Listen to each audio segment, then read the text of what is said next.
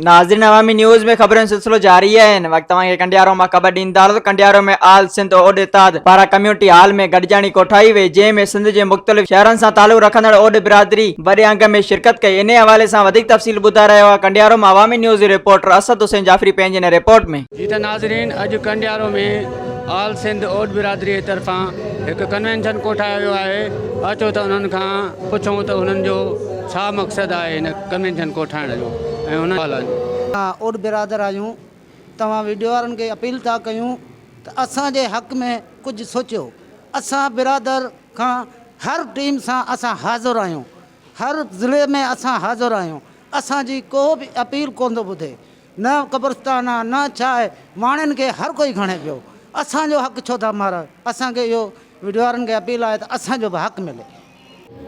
आल Sindh odd इत्तेहाद जे तरफ़ां असां कंडियारे शहर में जलसो रखायो वियो आहे, जंहिंमें पूरे सिंध जा ओड बिरादरी आहे। असांजा चेयरमैन साहब, वाइस चेयरमैन, जेके बि उहिदेदार आहिनि, मरकज़ी अॻुवान अचनि पिया था।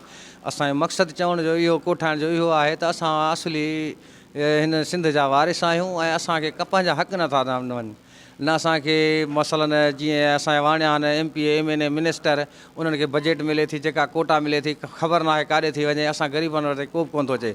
वोटनि लाइ त ज़रूरु अचनि था, पर को मसलो वग़ैरह थिए थो त असां उन लाइ जॾहिं वञूं था त उहो असां सां मिलण लाइ तयारु न आहियूं। चए तव्हां ओड आहियो ऐं तव्हां पंहिंजो तव्हां असां वटि का बि शइ कान्हे, तव्हांखे असां ॾेई छॾी आहे। असांजो मक़सदु इहो आहे त असां भला काॾे वेंदासीं, असली वारिस सिंध जा असां आहियूं। असांखे को बि हक़ नथो ॾिनो। उन खां पोइ असांजा जेके त्योहार अचनि था, मिसाल ईद बरात, होली, ॾियारी, त असां पंहिंजे घरनि में महदूद थी उते था मल्हायूं, ॿाहिरि नथा निकिरी सघूं। छो जो मज़हबी मुल्क आहे, इस्लामी मुल्क आहे। असां था चऊं त उन्हनि खे अपील था कयूं त असांखे पंहिंजा क़ब्रस्तान अलॻि ॾिना वञनि ऐं जेके मंदर आहिनि या अहिड़ी इबादत गाहूं अलॻि ॾिनी, असां पंहिंजे ॿचिड़नि सां गॾु उहे त्योहार मल्हायूं ऐं ख़ुशियूं मल्हायूं। असांजी क़ौम घणो पुठिते पियल आहे, सो हाणे असांखे वोट वठी करे असांखे तमामु पोइ ते धिकींदा आहिनि, असांजे नज़रअंदाज़ कयो वियो आहे। इन करे असां पाण हाणे मुतहद थिया आहियूं।